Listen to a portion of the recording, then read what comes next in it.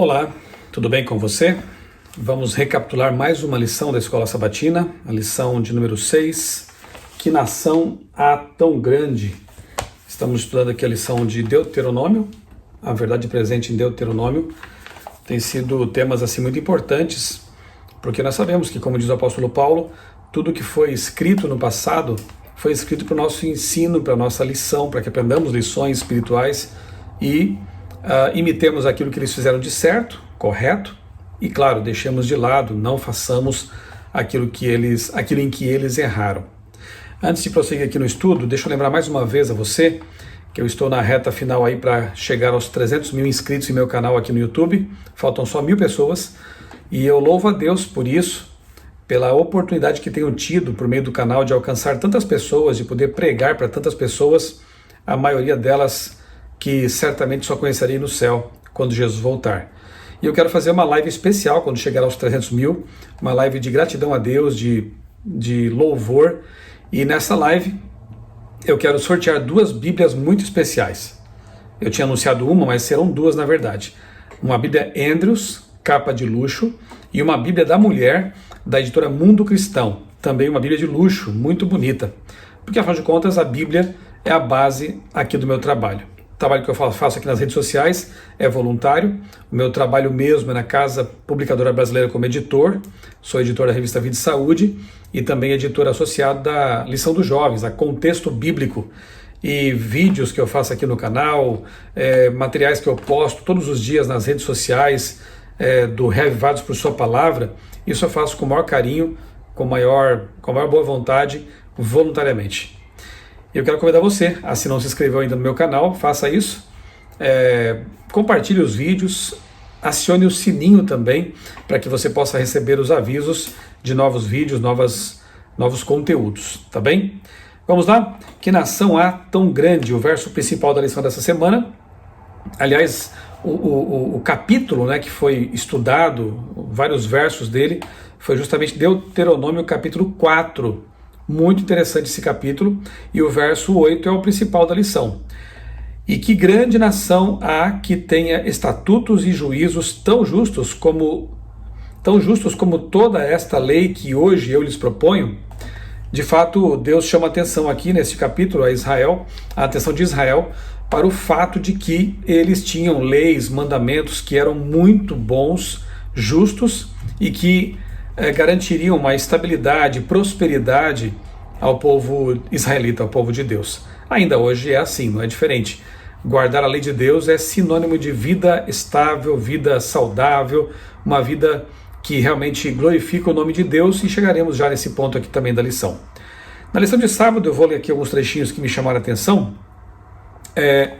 No capítulo 4, a lição assume um tom de sermão. Interessante, porque até aqui o 4 era basicamente uma recapitulação da história de Israel. Quando chega aqui no capítulo que estamos vendo agora, capítulo 4, o tom muda, né? Não é mais apenas uma recapitulação, mas um sermão, uma aplicação de tudo aquilo que foi recontado antes. Recontar os eventos não tinha apenas o objetivo de relembrar a história. Em vez disso, servia a um propósito maior, mostrar-lhes o poder e a graça divina atuando entre o povo e a certeza de que, embora falhassem, o Senhor ainda honraria sua aliança com eles. O capítulo 4 começa com a expressão hebraica weatah. Interessante, porque é uma expressão, é uma conjunção e um advérbio juntos aí, né? Pode ser traduzida como e agora, ou então, agora. Ou seja, depois de tudo que vocês relembraram aqui da história do povo de Israel, e agora, o que faremos? E agora? O que nos compete, né? Eles tinham acabado de revisar sua história recente, um lembrete do que Deus tinha feito para trazê-los àquele ponto. Assim, e agora, eles deviam fazer o que Deus lhes pedia. É por isso que o primeiro verbo que aparece após o então agora é chamar. O mesmo verbo e na mesma forma usado no início da oração Shema, que significa ouvir ou obedecer.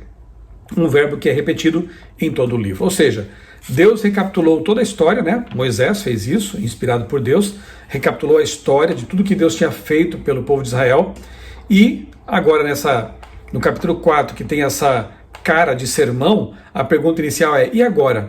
O que nós faremos? E a resposta vem: ouça e obedeça aos mandamentos de Deus, e aí tudo vai dar certo. Resumidamente, é isso que nos traz aqui o capítulo 4. Vamos ver agora com os detalhes, né? A lição de domingo: não acrescentem nem diminuam. Eu quero ler aqui com você, na minha Bíblia versão NVT, o capítulo 4 aqui, primeiros versos pelo menos do capítulo 4, que são muito interessantes, né? Para depois a gente comentar um pouquinho. Diz assim o texto: agora, Israel, ouça com atenção estes decretos e estatutos que lhes ensinarei. Ou seja, ouça com atenção os meus mandamentos, o que eu vou dizer.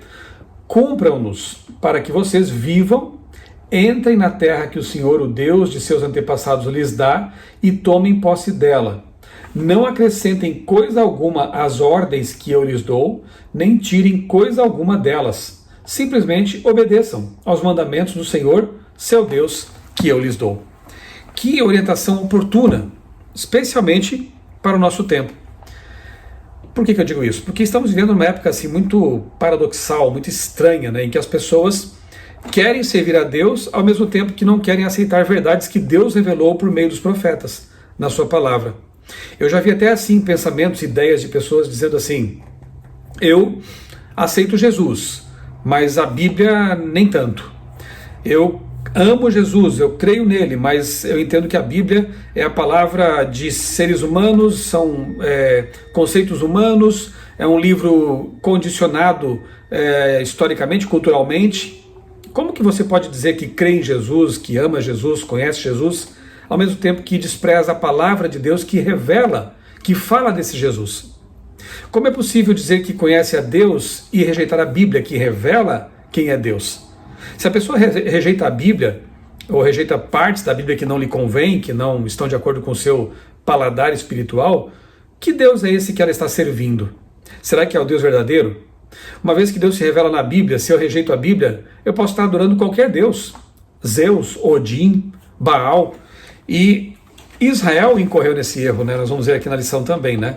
De falsa adoração, de idolatria, se deixando levar pelos seus sentimentos, pelas suas paixões, pelos seus pecados, acabar adorando Deus, um Deus falso, um Deus terrível, um Deus que não existe, mas que levava as pessoas a uma adoração totalmente profana. Ok. Então, depois eu vou comentar um pouquinho mais essa questão do acrescentar, enfim, né? Mas a lição, acrescentar ou tirar, né? Mas o texto aqui de Deuteronômio 4, logo no começo diz: ouçam as minhas palavras, obedeçam os meus mandamentos e não retirem nada, nem acrescentem nada ao que eu estou lhes ordenando. Então, os verbos aqui são ouçam e cumpram. Não basta ouvir, temos que cumprir o que estamos ouvindo, também é um ponto que veremos aqui mais adiante. Eu vou ler aqui um trechinho do livro Mensagens Escolhidas, volume 2, página 107, de Ellen White, em que ela diz assim: Satanás tem sido perseverante e infatigável em seus esforços para levar avante a obra que começou no céu, mudar a lei de Deus. Tem tido êxito em levar o mundo a crer na teoria que ele apresentou no céu antes da sua queda, de que a lei de Deus era defeituosa e necessitava de ser revisada. Hoje alguns falam em atualizar a Bíblia, né? Grande parte da professa igreja cristã, da cristandade, por sua atitude, se não por suas palavras, mostra que aceitou o mesmo erro. A gente sempre pensa, quando fala disso aqui, de igrejas que não guardam todos os mandamentos, igrejas que não obedecem realmente aquilo que está na palavra de Deus e adaptaram, mudaram os mandamentos, e está tudo certo. Mas também temos que pensar um pouco na nossa realidade. Será que em nosso meio mesmo, no meio do povo que diz guardar os mandamentos de Deus, não haveria pessoas também querendo atualizar a Bíblia, argumentando que a Bíblia é um livro antigo, ultrapassado, que precisaria ser revisto à luz da cultura moderna? Será que não haveria pessoas em nosso meio também cedendo àquilo que no tempo dela Ellen White já condenava e chamava de alta crítica, que é justamente esse esforço, né, por interpretar a Bíblia à luz das ideias humanas, e não ao contrário, permitir que a Bíblia ilumine nossas ideias e direcione nossa cosmovisão, nossas ideias, nossos atos. Então será que, de novo, nós estamos vendo aí a alta crítica? Eu vejo isso claramente, né? Com ideias muito bonitinhas, muito aparentemente interessantes, mas que no fundo trazem o mesmo espírito satânico de querer atualizar, revisar e dizer que a vontade de Deus expressa em seus mandamentos, em sua palavra, é insuficiente e até equivocada muitas vezes. Então nós vemos aí algumas chaves hermenêuticas, pessoas dizendo que só aceitam, por exemplo, Jesus como chave hermenêutica, só aceitam aquilo que Jesus disse nos evangelhos. Se outros autores como Paulo, Moisés ou outros falaram coisas que Jesus não disse, eu não aceito o que eles disseram. Ou no máximo eu até entendo que seriam palavras humanas apenas, só coisas que eles pensaram e não necessariamente inspiradas. Isso é um absurdo, porque o próprio Jesus disse no caminho para Emaús, é dito lá, né, no relato de Lucas 24, que Jesus ensinou como, começando por Moisés e todos os profetas, explicava-lhes, para aqueles discípulos que caminhavam para Emaús, o que a seu respeito constava em todas as Escrituras.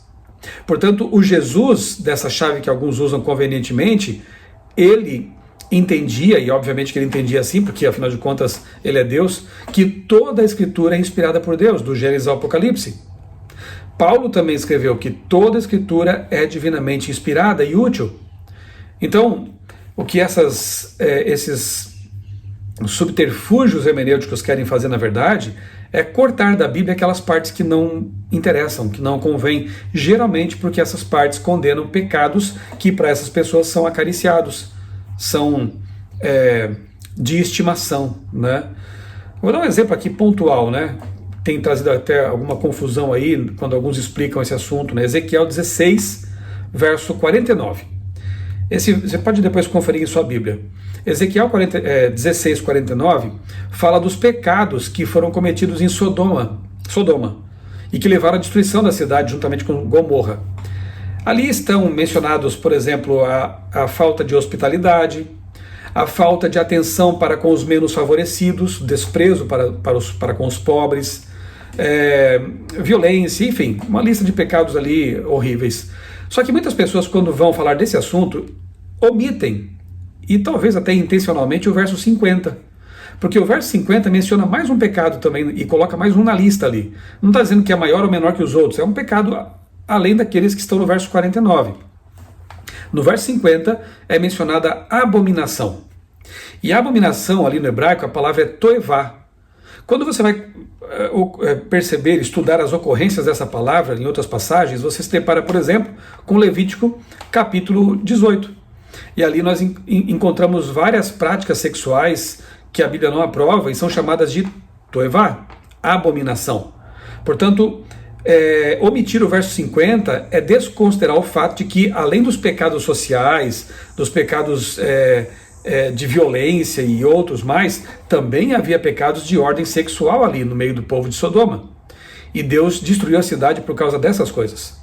Então, essa atitude de selecionar um verso ou outro que me convém, um texto ou outro que me convém, é condenada aqui em Deuteronômio, porque aqui é dito que não podemos acrescentar e tampouco retirar partes da Bíblia. Temos que seguir a palavra de Deus como está escrito, como ela é. Essa é a postura de um cristão verdadeiro. Ok, depois a lição pede que leamos aqui Mateus 15, 1 a 9, né? É um texto interessante, porque ele também faz eco a isso que estamos vendo aqui em Deuteronômio. Ali Jesus, ele critica, né, os mestres da lei, os escribas daquele tempo, por seguirem mandamentos e tradições humanos em oposição à palavra de Deus. A mesma postura. Muitas pessoas têm preferido ideologias, ideias, filosofias, em lugar da palavra revelada de Deus.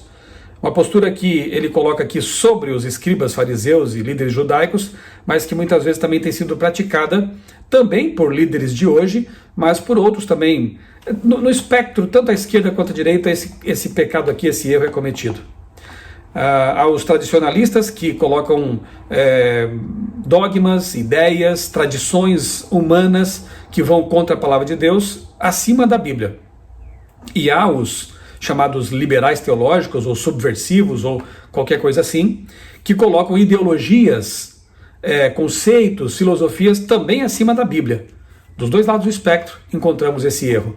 O correto é ficar com a palavra de Deus, alinhados com o que Deus revelou. E se for contra a nossa vontade, mudemos a nossa vontade e não queiramos mudar a palavra de Deus para se alinhar com a minha vontade.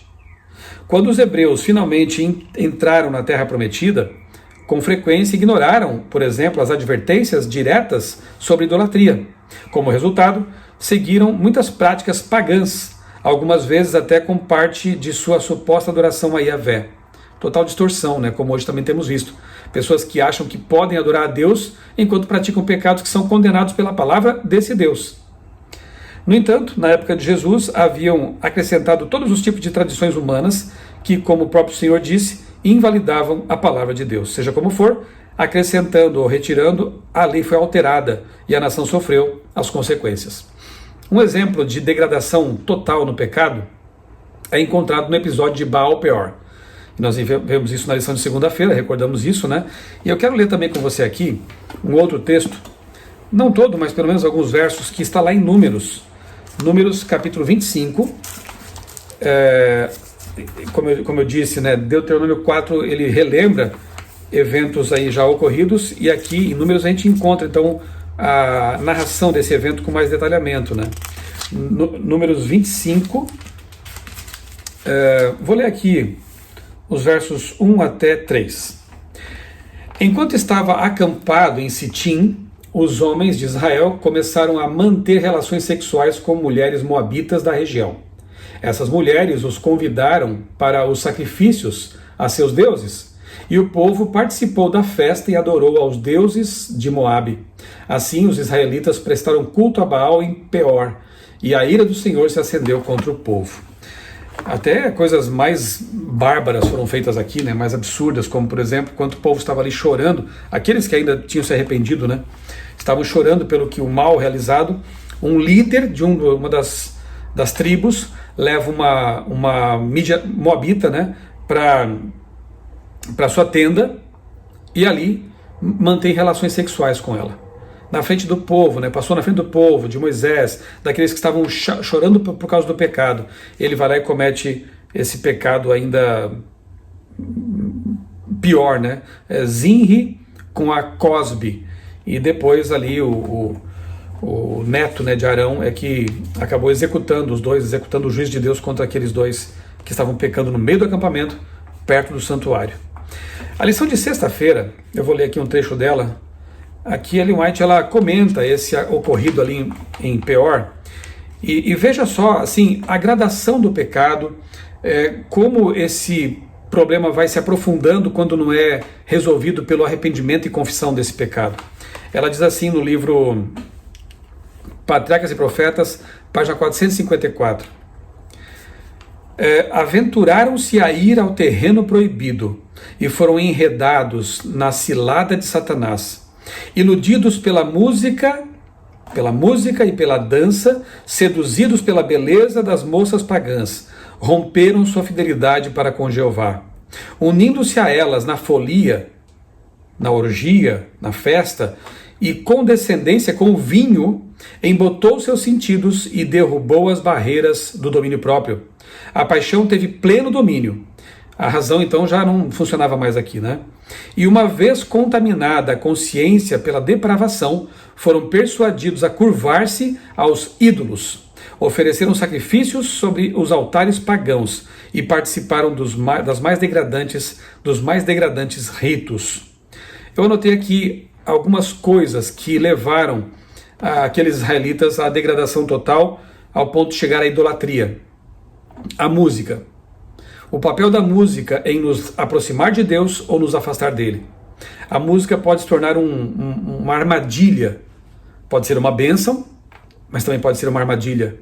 Quando nos aproxima de um culto que não é mais racional, um culto meramente emocional, meramente sensual, e vai realmente obscurecendo a razão. Está aqui no texto, né? A música, a dança, portanto a gente vê aí uma situação de êxtase, de frenesi, em que deixa realmente as faculdades racionais em segundo plano.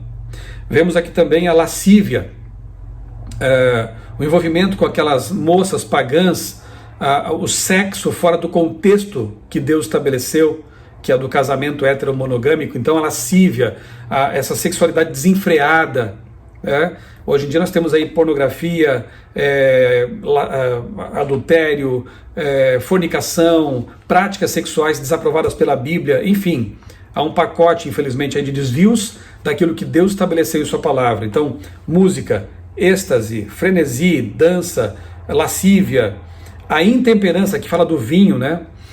Não é só o vinho que leva à intemperança, há muitos outros meios de entorpecer a mente, não só com bebidas e comidas, mas também com coisas que vemos, assistimos, maratonas de séries, filmes impróprios, são coisas que vão entorpecendo os pensamentos.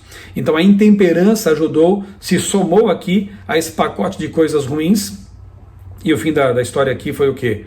Ele se curvando aos ídolos, adorando deuses falsos em altares corrompidos, em cultos idolátricos e profanos. Quando nos afastamos de Deus e nos envolvemos com o pecado, é difícil prever aonde vamos parar. A que grau de rebaixamento podemos chegar. Portanto, é melhor não dar o primeiro passo. É melhor usar a música da forma correta. É melhor louvar a Deus do jeito que Ele recomendou. Aliás, eu quero recomendar para você um livro que a CPB tem aqui. É o livro Música, de Ellen White. Basta ler esse livro com atenção, com oração, para saber quais são os parâmetros para o bom uso da música, para abençoar a nossa vida e não nos afastar de Deus e da racionalidade. A intemperança, o sexo distorcido, depravado, que nós nunca demos o primeiro passo nessas coisas. Fiquemos sempre no lado seguro da obediência, que é o que a lição da semana nos propõe: ouvir e obedecer à vontade de Deus. Os envolvidos acabaram em práticas de adoração pagã, seguindo a Baal Peor. Isto é, os israelitas de alguma forma se apegaram a esse Deus falso e até se sacrificaram a ele. Apesar do que lhes foi ensinado, eles se dispuseram a jogar tudo fora no calor da paixão e da luxúria. Eles conheciam, como nós também conhecemos. Nós conhecemos a palavra de Deus, a vontade de Deus, nós temos muita luz, graças a Deus, a respeito das verdades de Deus contidas em sua palavra, mas se nós nos deixarmos levar pelas coisas que enredaram os israelitas, não importa o quanto conheçamos, nós também acabaremos afundando, caindo. Então, ouçamos e obedeçamos. Terça-feira fala sobre isso, ser fiéis ao Senhor. Observe o contraste entre a palavra todos, nesse verso, todos os que pecaram, todos os que afundaram, e todos os que permaneceram fiéis. Portanto, a lição mostra, mais uma vez, que não há meio termo nessa questão. Ou nós somos inteiramente fiéis a Cristo, ou não somos. Ou nós realmente nos entregamos a Jesus e procuramos viver uma vida de santidade, ou acabaremos cedo ou tarde afundando no pecado.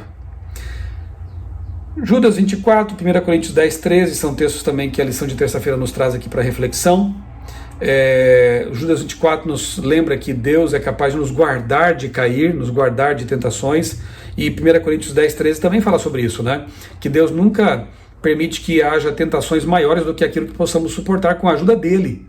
Então a promessa está ali, nós podemos vencer as tentações, se estivermos realmente bem próximos de Deus, e a lição termina então falando sobre as formas de manter comunhão com Deus. A oração sincera, honesta, coração aberto, conversar com Deus todos os dias. A leitura diária da palavra de Deus, estudar a Bíblia. Há um poder nesse livro que não há em outros livros, porque ela é a palavra de Deus. A mesma palavra que trouxe o universo à existência foi a que os autores inspirados registraram neste livro. Então ela nos transforma, ela nos faz confrontar nossos pecados e nos apresenta a solução para eles, o arrependimento, o perdão, a garantia de que Deus, Ele aceita nosso desejo de querer mudar de vida. E Jesus o intercede por nós. Testemunho, falar de Jesus para as pessoas, estar na igreja, culto, tudo que você puder fazer para estar numa atmosfera espiritual, faça. Em casa, na igreja, onde você for. Essa é a forma de vencer as tentações. Quarta, que nação há tão grande? Aí é Deuteronômio 4, de 5 a 9. E aqui, de novo, né, nós relembramos que Deus queria abençoar grandemente Israel com prosperidade em vários sentidos. Prosperidade material, saúde, bem-estar, shalom, paz, famílias felizes. Para quê? para que eles pudessem ser um modelo, né? Sal da terra, luz do mundo, para que eles pudessem brilhar por Deus e atrair muitas pessoas para esse caminho, que é o único caminho realmente que conduz à salvação. Farei também com que você seja uma luz para os gentios, para que você seja a minha salvação até os confins da terra. Isaías 49:6.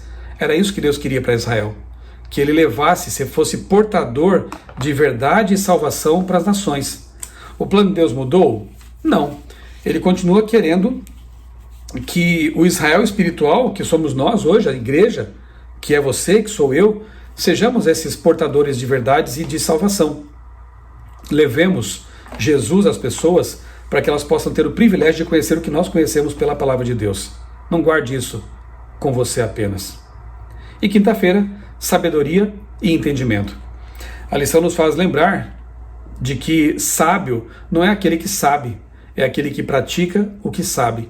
De que adianta eu conhecer, por exemplo, os 8 remédios naturais na Bíblia e não colocar em prática? Eu vou ficar doente, posso até morrer por causa de condutas talvez inapropriadas, de uma vida intemperante, sabendo tudo que eu devia ter feito e não faço. É triste isso, né? O ignorante dessas coisas pode até ser mais sábio do que aquele que sabe e não faz. Porque o ignorante não sabe, ignora. Mas uma vez que ele conheça, ele pode colocar em prática. De que adianta eu saber que Jesus oferece perdão dos pecados e não me confessar a Ele, não pedir perdão dos meus pecados? De que adianta eu saber que o sábado é uma bênção quando guardado como Deus quer e eu não colocar em prática esse mandamento e viver estressado? De que adianta eu saber que a Bíblia contém verdades maravilhosas para ter uma família feliz e eu não procurar conhecer e aplicar essas verdades em minha vida? Portanto, não é sábio aquele que sabe. Sábio é aquele que sabe e aplica o que sabe. É aquele que obedece. E o capítulo 4 de Deuteronômio nos faz lembrar dessa verdade essencial. Precisamos ouvir, aprender com os erros do passado e colocar em prática as verdades que Deus nos revelou por meio de sua palavra. Se fossem obedientes, seriam preservados das enfermidades que afligiam outras nações e abençoados com vigor intelectual. Mateus 5, 13-16, é o último texto aqui que a lição de quinta-feira nos pede para ler. Nesses versos, o que Jesus diz que reflete o que foi dito ao antigo Israel? Como você aplica a nós, adventistas do sétimo dia? Simples. Aqui fala do sal da terra e da luz do mundo. E diz que as nossas boas obras devem brilhar para louvar o nome de Deus. Se nós colocarmos em prática as verdades que estão contidas aqui nesse livro, se não quisermos, com uma atitude arrogante e pecaminosa, escolher apenas o que nos interessa e querer acrescentar ou retirar partes dele, mas ouvir a voz profética, obedecer, colocar em prática, nós também seremos grandemente abençoados e seremos uma luz para esse mundo que tanto carece de luz, um mundo que vive na escuridão. Deus nos ajude a, como Israel moderno, colocar em prática o que aprendemos para ser sábios assim e assim abençoar também outras pessoas. Vamos orar? Amado Deus, bondoso Pai, muito obrigado, Senhor, por essas instruções, pelos teus convites incessantes para que nós mudemos de vida e aceitemos as tuas verdades, os teus mandamentos. Ajuda-nos, Pai, a colocar em prática aquilo que aprendemos. Ajuda-nos a brilhar por Ti, que as pessoas possam ver em nossa família, em nossa vida, em nossa igreja, algo que elas não veem no mundo, e assim sejam atraídas por esse diferencial que é Jesus. Nós oramos em nome dele. Amém. Deus abençoe grandemente a sua vida e também a sua família. Vamos ouvir a voz de Deus, obedecer à voz de Deus e assim ser grandemente abençoados. Um abraço.